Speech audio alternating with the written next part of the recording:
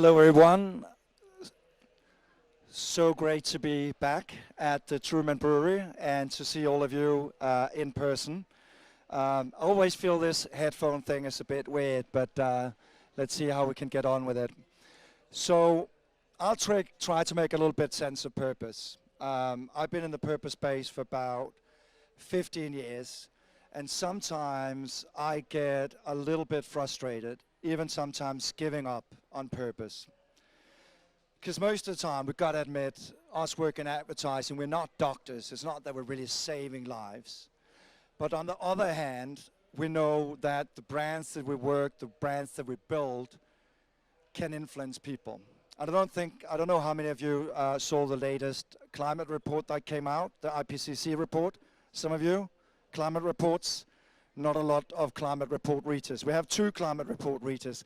Anyways, very quickly, basically and excuse the language, I'm Danish so I can do it. Basically they say we are fucked. We should have acted yesterday and not today. The good news is though that our industry are very good at mobilizing people, and the brands that we represent are very good at mobilizing people. So recently, in the beginning of COVID, I wrote a second book called The Hero Trap, really trying to understand how do we build brands that inspire people to act?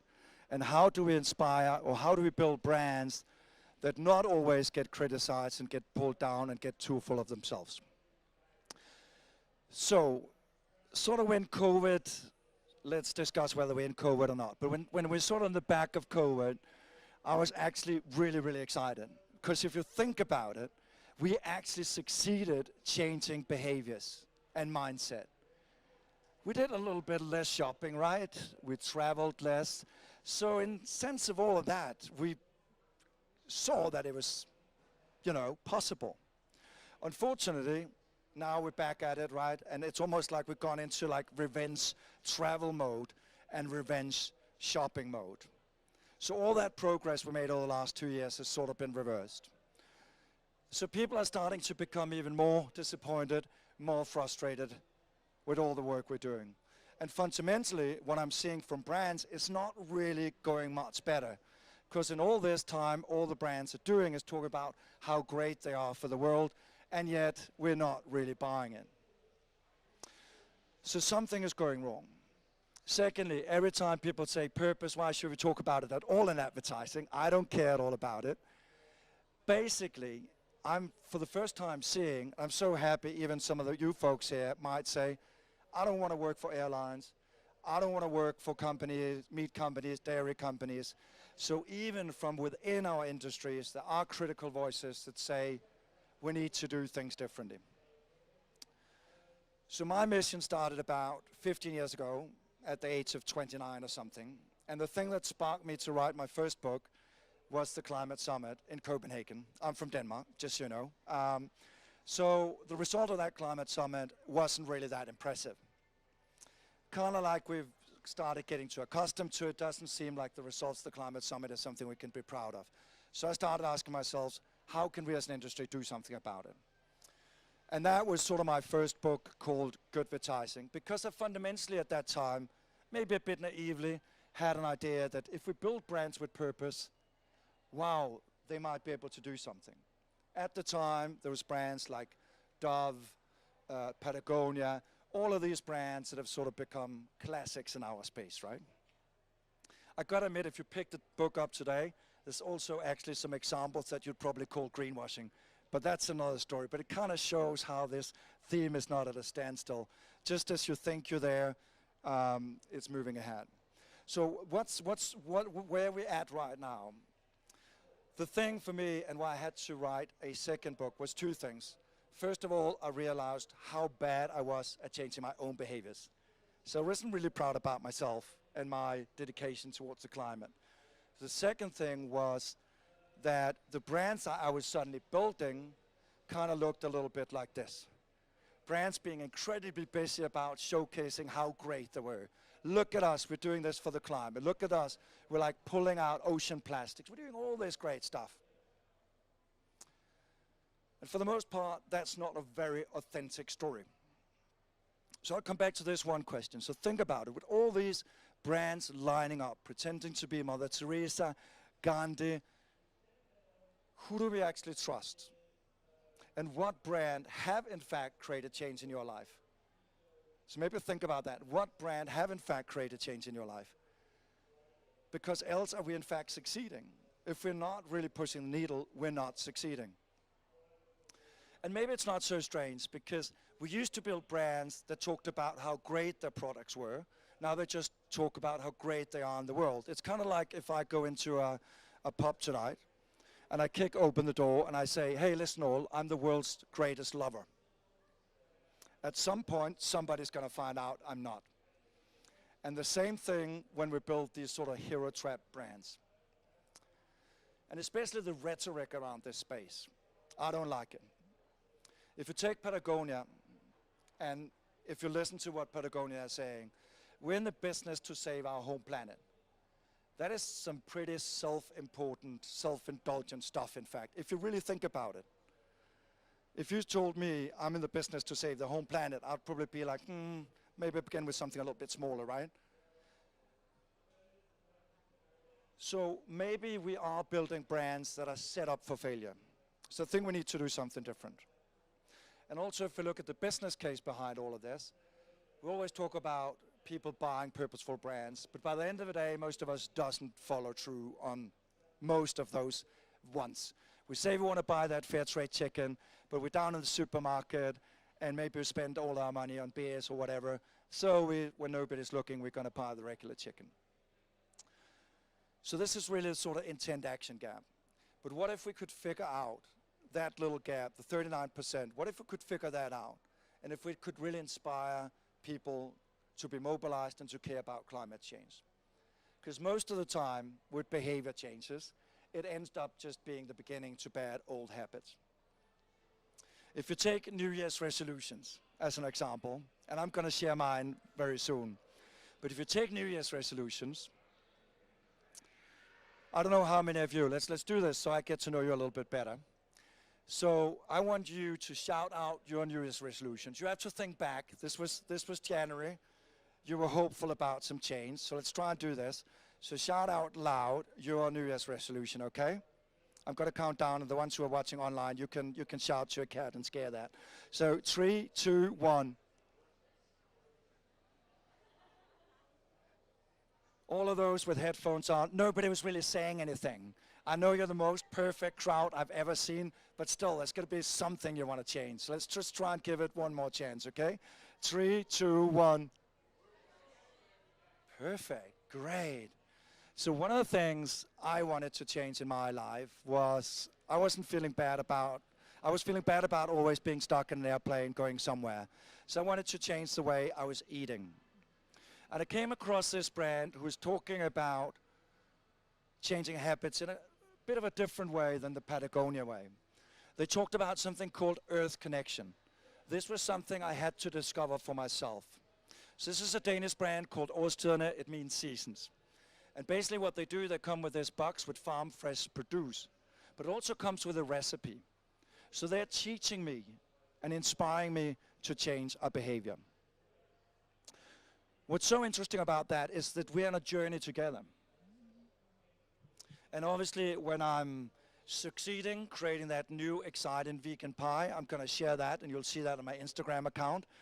But obviously with most chains, probably the reality of my homemade cooking looks a little bit like this. So what I think we need to do when we build brands with purpose is to fundamentally change the way we look at leadership. Because purpose is quite often a very navel-gazing exercise. Even for those of you who are entrepreneurs in the room, most entrepreneurial stories are always like, oh, I got fed up with this, so I want to change this. We forget people. We forget whose behaviors and mindsets we want to change. So instead of asking why, maybe try and ask a fundamentally different question.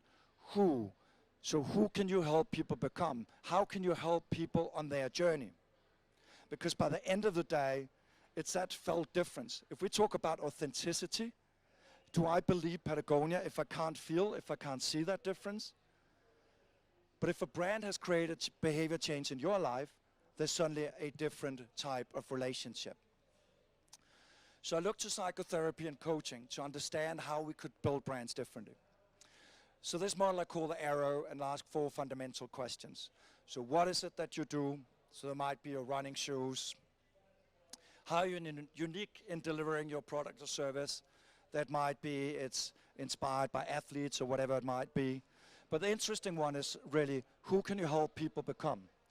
What meaningful role are you actually playing in people's lives? And this is where I think it becomes interesting, because this becomes about transformation. And that's the thing I don't like about the purpose space, that way too many brands got too full of themselves.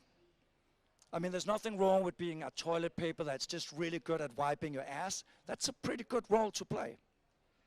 If you think about your group of friends and the role your friends play in your life, it's no different. There are friends who you call when you want to go to the pub and have a beer. There are people who you want to call if you want to practice sports. There are people who you call if you want to know something about climate change. So the outcome of this, I call a transformative promise. So it's a promise a company makes to all of us about a change they want to enable in our lives. And let me give you one example of a brand who does that.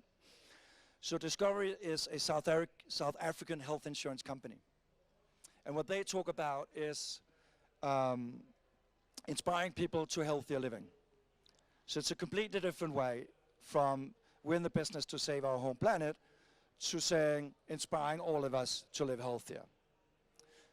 And what they do by taking this mindset is that they both speak internally in the company and externally.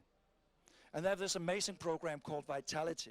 So it's kind of like a classic reward program, but they reward you for going down and buying fruits and vegetables. Or let's say you're going to the gym, they're going to reward you for going to the gym. So in that way, their whole focus is on the transformation, on the change that they enable. So we can feel that. So I think this space fundamentally has to change, because I don't buy that people are anymore buying the values, because every brand these days are supposedly value-led and purposeful. So my last book sort of stopped at this level, societal level. It was just adding environmental, societal fair in front of whatever damn thing you could. Even the other day I saw a thing about sustainable aviation fuel. What a joke, honestly. So maybe sometimes also we as an industry need to wake up to not adding sustainable and fair in front of everything. But how can we build brands that are actually transformative? That looks at all those things you said in terms of New Year's resolutions and think about how can they help us achieve some of those things. And let me give you one other example. Kind Snacks. Most of you most likely know Kind Snacks, right? So Kind Snacks is a US snack company started by a guy called Daniel Osepsky. He came from Israel, quite a divided country, to the US, to yet another very divided country. So he thought, and I think this is something that's really needed today, he thought, kindness. What if my brand could stand for kindness? And his logic is that because Kind Snacks is made of ingredients that are kinder to the planet and kinder to the health, he can promote kindness. So the whole brand's essence is about that. And the interesting thing was when I talked to Daniel and interviewed him, he even talked about how that is also an internal value. And people who have worked at Kind Snacks for a year, they do this yearly research, and 85% of those people said they actually felt kinder. So again, it's not just something that's written on a wall in the headquarters. It's something that is felt and that's lived. So how can we create things that are life-centric, and how can we create brands that are transformative? This is another example, La Vie, a brand that obviously talks about getting us to eat a bit more plant-based. And when we talk about the success in creating behavior change, remember we have this big task ahead of us in mobilizing so many people. So I started thinking about, okay, what if we compare classic purposeful commercials with transformative commercial? What's the outcome? Are they more successful at motivating us to change? Because the one has sort of like a preacher mindset, the other one has more of a coach mindset. So the first one I looked at, and one of the ones I tested, was Budweiser. And if you look at the language, this is such a typical, I'm sure you see this in a brief each and every time you work on these topics. This Bud's for a better tomorrow. There's so much better tomorrow, you know, saving the world, blah, blah, blah. If you compare that, and I picked this ad, not because you've never seen it before, but exactly because you've seen it before, so you get it very quickly. But if you compare that to a commercial from Always Like a Girl, obviously what they want to talk about is this transformation of the sentence, always like a girl, being a sentence of an insult. Run like a girl, you don't run, you're not running as fast as the boys. Even in my local language, Danish, it's the same thing, which is pretty disappointing. So a transformative approach. So if we look at, and sorry to bring a graph on a creative festival, I promise you never to do that again. You should not have graphs and Excel sheets on a creative festival, but what the heck, here it is. So when we try to compare the two, transformative commercials with purposeful commercials, it's interesting. On brand warmth, how loving those brands are and how we perceive them, they more or less do the same. If we look at competence, it's quite interesting. Because in the purposeful approach, they talk about how great they are. In the transformative approach, they don't. But let me explain it this way. I don't know how you feel about real estate agents. Any great fans of real estate agents? Yeah, I hate real estate agents. Because there's two types of real estate agents. There's always the one type of real estate agent who are like, I can sell anything in East London. I've sold 100 apartments.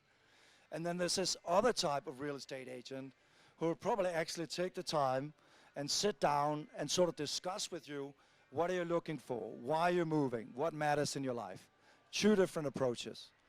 So again, just because you shout out with a brand and say we care about the world, people are not buying it. But the most important one of this is the transformation, how motivated people feel by these two different types of ads. And people on average feel 29.6% more motivated by the transformative approach. So I do hope that by changing the way we build brands, we can actually find a way to motivate people to create this change. And also because I think it is really, really needed at this time. When I wrote the first book, I actually never really figured out how we could get out of this damn mess. We're just selling people a lot of shit that they don't need. But if we start thinking about transformation in a bigger perspective, and really think back to what COVID taught us, and what we should remember, was in fact that the best things in life aren't things.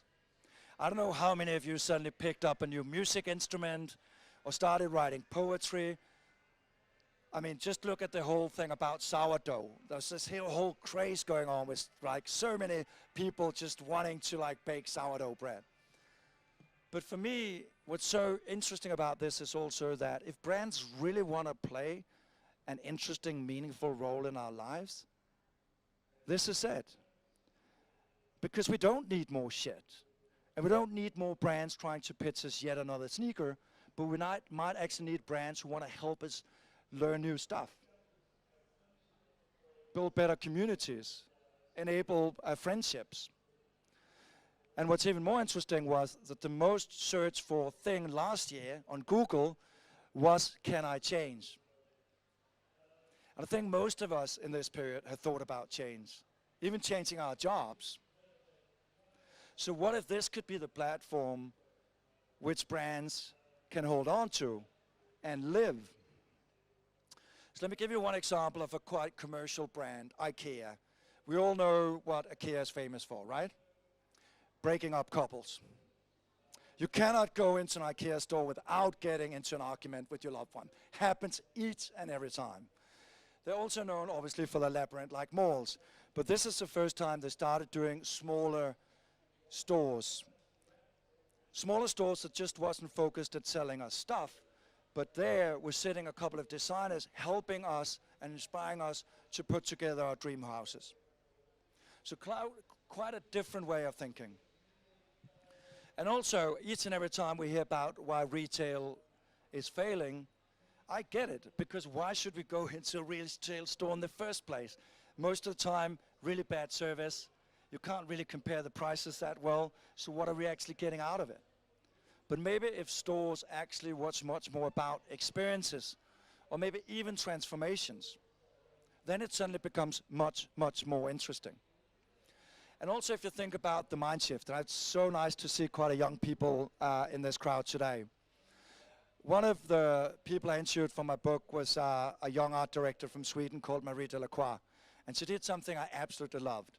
Because she said, okay, that thing about Starbucks, fine, improving the community one cup of coffee at a time, but she wasn't really buying it. She created this platform of small bicycle cafes. So if any one of us wanted to run our own little bicycle cafe, we could do that. And the first one she opened, she put out in front of Starbucks and saw if she could sell more coffee than Starbucks could in that 1 hour. But if you think about the bigger picture on this, and especially when we talk about purpose, you can go down to Starbucks. I don't know how purposeful you feel people are behind the counter while they're probably texting their loved ones. Or if you're actually running your own business, you feel a different sense of purpose. So I think we need to understand this idea about self-actualization and how we actually create brands that are a platform for people's growth. And there are two other people I talked to that I absolutely loved. These two guys, a Swede and a guy from the UK, who came together to create a different type of company. So basically what they do, they're called District Vision. So basically what they do is they sell funky looking sunglasses for running, for exercises. But it's basically not what they're selling, because both of them were practicing yoga, and they figured out that there's something amazing when your mind connects to the body. I don't know how many of you hate running, but most likely the reason why you hate running is because your mind is just like, yeah, you know, next lamppost, it's too much, I get tired. But when you connect those two things, it's quite an interesting thing because your performance improves. So their whole business around mindful running. They do mindful running classes in the US, and so they're creating a whole community around this transformation. Also because if we are to pivot a business away from just selling shit we don't need to selling something much bigger, I think they started figuring that out. So they even have these amazing gurus that you can listen to, and they'll teach you slowly but surely how to do mindful running. But this is also a much bigger agenda in the sense that if you think about our cities, or even the internet. I think the internet was such a great thing when it appeared. We could collaborate, we could connect. Right now, I just feel it's one big retail platform. The ones who pay the most are the ones we come across. Our cities, how much fun stuff can we in fact do in London if we don't pay up? It's super disappointed that even the spaces where we live, where we should be living, not just as consumers, but as citizens, we're not getting the same respect. One thing, again, that is changing, though, is across the world, this is from Copenhagen, though, but across the world, I see suddenly a new emergence in cities that understand that maybe cities can be a platform for transformation as well. Maybe it can be about healthier living. Maybe it can be about clean air. Maybe it can be about the fact that I can actually go and swim in the canal right now. Think if that was possible with the Thames in London. Wouldn't that be goddamn amazing on a warm summer day?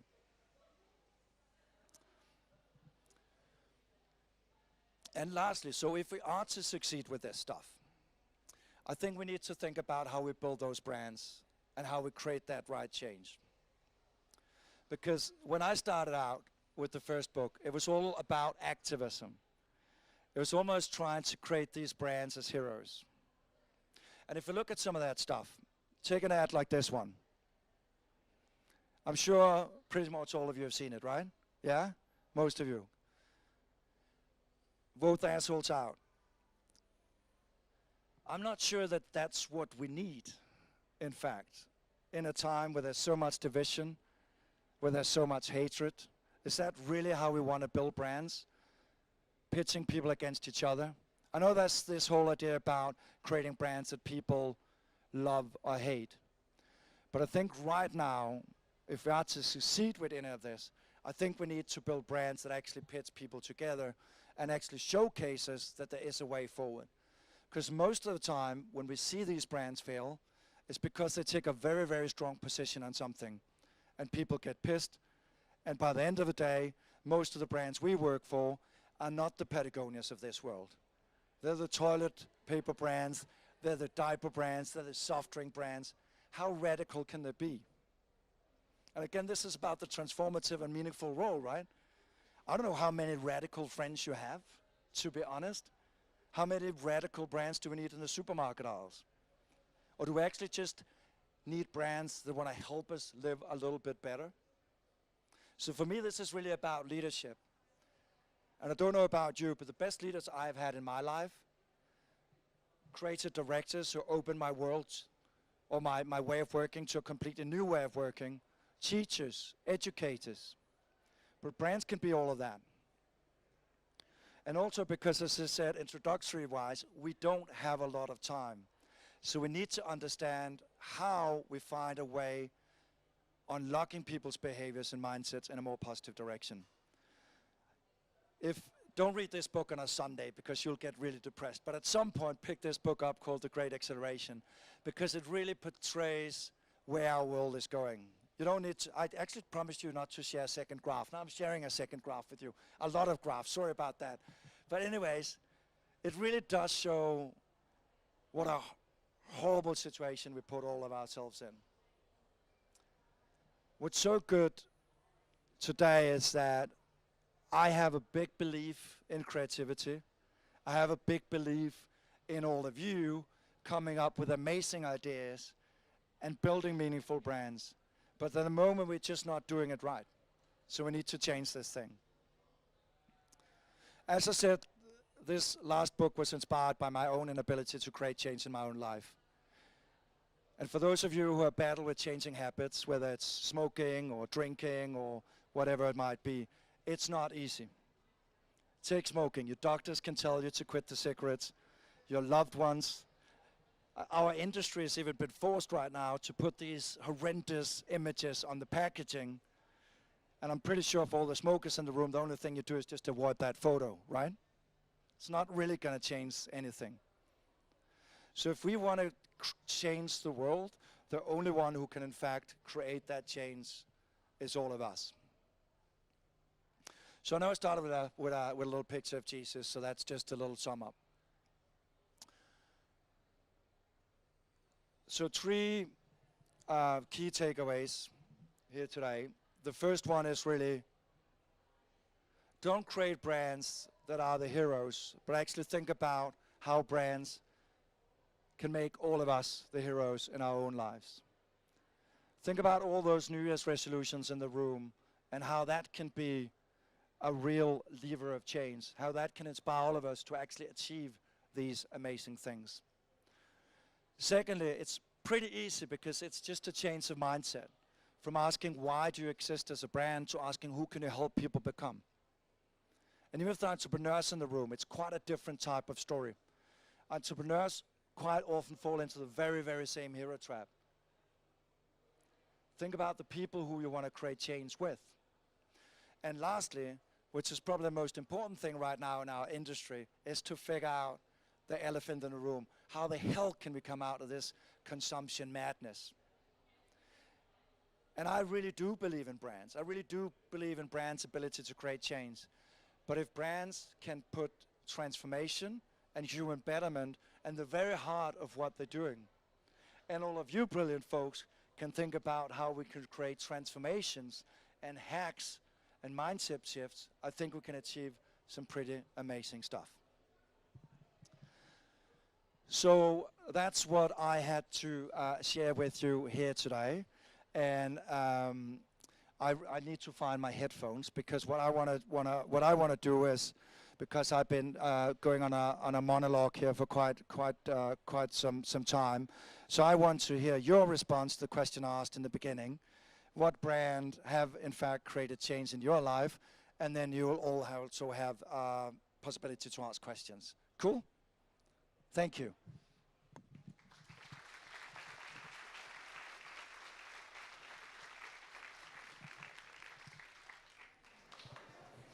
So good examples of brands who have created change in your lives. Come on, somebody.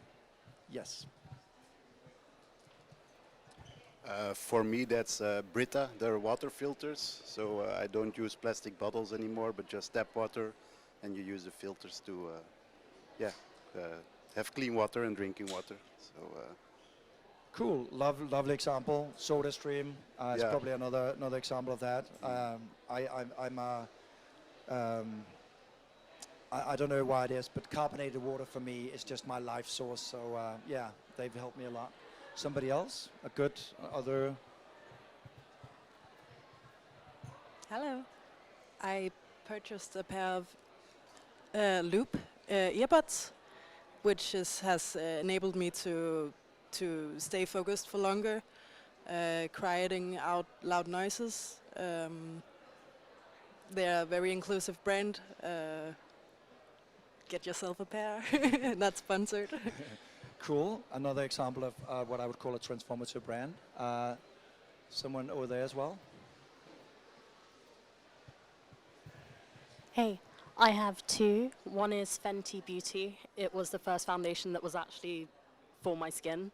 And the second is Riverford. If you work in FMCG, then check out their socials. They're also like a farm to table type business, and they're fully transparent on their socials. So I really, really love like reading their social media. Thanks. Always love to ask advertising people about good brands, and you're already selling me two good brands there. That's fantastic. It's just so much within our genes. We just can't stop selling. Two really good examples, and one thing I think I realized throughout writing the book was, in fact, that most of the most valuable brands in the world are, in fact, transformative brands. If you think about brands like Nike, Apple, of course, we can always discuss how much they still deliver on that, but initially, at least, they actually had transformation at the very core of what they were doing. Anyway, so maybe onwards to questions, I think. Yeah? Anybody got questions, challenges? Purpose is such a hot topic, so let's discuss it.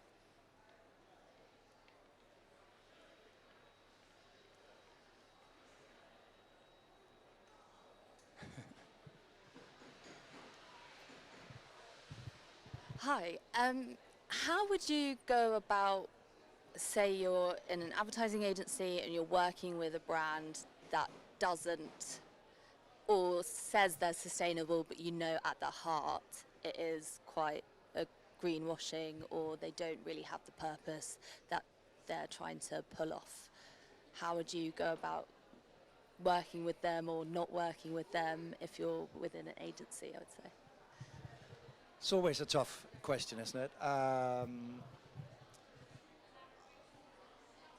Plus, I think it's a very personal question in the sense that it's up to who are working on that account. I think it's very much up to the values and the vision of the agencies. I think, as I said initially, especially the last 5 years, I see a lot of change happening in our industry in the, in terms of the sense of clients we want to work with. I think it's always having a very honest conversation with that brand, because you're essentially doing them a disservice if you're not telling them what the true state of the union is. I think that most brands can basically just go on Twitter or Facebook or whatever, and they probably will discover that people are calling them out. So I think there's a moral component, an ethical component to it, and then I think it's just trying to have those honest conversations with brands. I think hopefully most brands appreciate it, and also because right now I think in our industry it's almost like every week or every second week there's some brand that have fucked up, whether it's Bud Light or whoever it might be. We see this on such a continuous basis, and the problem with that for me is that it is not only just creating a lack of trust from people, but it's also jeopardizing the very industry that we're in and should be representing, because every time a brand does that, it doesn't look good for any of us. So I think it's really about trying to raise that standard, having conversations like we're having now. Hiya. Do you think that brands have more influence over our behaviour in this kind of thing than governments do? Um, I mean, on a personal level, I'm a very big fan of bigger systemic change. That's why I also put up the example of what happened during COVID. I think we need more radical solutions, and that's even very difficult for one brand to achieve that. So I think definitely government has a role to play, but I also would hope that brands become much better at working together on some of these challenges. I think a lot of the challenges in the sustainability space, whether you're a financial institution, whether you are selling potato chips, most of the things that you're facing are the same. So I hope we can become much better at taking those systemic conversations with them, and also actually on a creativity festival like this, also try and think about some of these much bigger things instead of just thinking about behavior change on a sort of a individual level. I think for me, I wanted to start the conversation with the individual just to understand why I hadn't been successful at living more sustainably, and actually try and see how we could create brands that enabled and created change. I think there's a hand over there as well. Is it just me, or is it insanely hot in here? Yeah, good, okay. I'm not the only one who's sweating. Good, thank you. Yeah, hi. Why is it insanely hot in here? No, I don't know. climate change. Yeah. Oh, yes. Okay. Good. You were talking earlier about the need to bring people together and how divided the world seems culturally as well.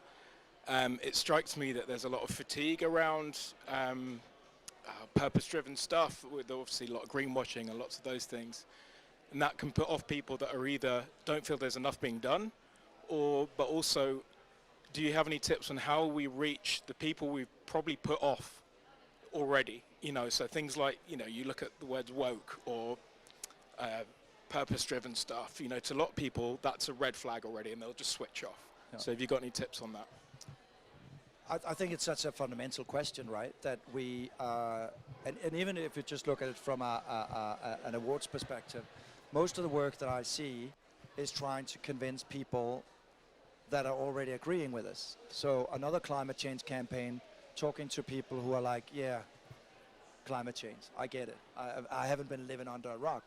What I would much more love is if we can create work that inspires and motivates people, for example, living in the Midwest, or living in a small rural city outside Copenhagen, that are not fortunate enough to live in the bigger cities and see that economic progress. And that's also why I think it's so fundamentally dangerous when we build brands, and a lot of the bigger brands, if you're the Coca-Colas of this world or the Budweiser of this world, you are supposedly there to hopefully be there for all Americans or Brits or Danes or whatever. So I think we need to figure out a way of doing that stuff. I think it's fundamental for our industry, because else we're just wasting communication money on people who are already agreeing with us. And I think also we need to be better as professionals to also dare to take those conversations. Even sometimes I feel intimidated and like, I don't want to engage in that conversation, but I think maybe we should. Maybe we should be better at, when we see something that's wrong, or when we see something that we're not agreeing with, maybe actually still have the stamina to go into that conversation, even though it's difficult. Because hopefully, if we can't change everyone at the same time, maybe we can just convince one or two persons from that conversation. Yeah, I've lost... Hi, you're talking about daring to have those difficult conversations, and you mentioned redefining growth. What's the role of stopping growth and promoting a kind of, we don't need any more of anything, really, and then, yeah, all the questions that raises. But I mean, advertising in essence isn't just evil. I mean, we're building brands, and brands can be a lot of things, and I think we can create better brands, we can create transformative brands, we can create brands that play more meaningful roles in our lives. I don't think it necessarily needs to be, you know, bad. So I think we as an industry just need to figure that out. And I think also by the end of the day, just judging, for example, D&AD Impact or Future Impact, there's so many amazing brands out there. We had a few examples of other brands right now, so it's great. And I think we just need to put more focus on that. And for me personally, I wanted to find a way where at least we could find a different way forward. Because for me, at least, even if you look at the brand that I mentioned, Årstiderne, for me they created a lot of transformation in my life in the sense that now I come from a horrible food culture. It's kind of like British food culture. Overboiled potatoes, broccoli, pork meat, terrible food. So I never learned how to cook vegan or vegetarian. Suddenly I have a brand who helps me do that. That's amazing. Helping me understand what happens if we transform food systems. So I think that's sort of I think that's an interesting headspace to explore more, because we're creatives. We can do that, and hopefully we can also dare to have those sort of conversations with our clients. Yeah. Not sure if we have the time, but yeah, you started off talking about how we don't need a new pair of shoes, and then you went on and talked about how you see Nike as a transformative brand. So I guess my question is, if you have an example, because to me it's quite of a dissonance. Like, do you have an example of a transformative brand that are experiencing growth, but not contributing to overconsumption? Because, I mean, to be honest, I would probably only need a new pair of shoes every 5th year, and I guess that would be pretty bad for Nike's revenue. Like, do you get my question? Like, is there any good examples, or do we just have to accept non-growth? I think there's tons of good examples coming from all of you. There was an example last year that won Future Impact, which was a subscription-based shoe company that was thinking about circularity. I think it was made out of castor nuts, the whole thing. So choosing one material. So I think there are examples. I think it is doable, and I think that's the whole issue, that we have the solutions we need. The business models are there. I think we, as an industry, just need to take it much more seriously and help scale that up. There's no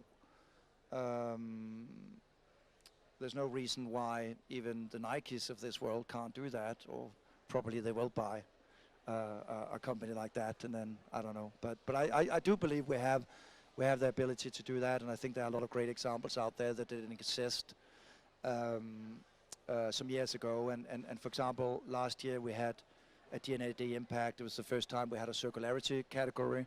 And I think for me personally, it's a really, really inspiring category when we talk about these quite difficult topics. So I think that's one good place to look for similar inspiration. Cool. I think that was it. I got a thumbs up from that guy. I think he got the power. So anyways, thank you so much. Been lovely seeing you all in person again, and keep doing great work.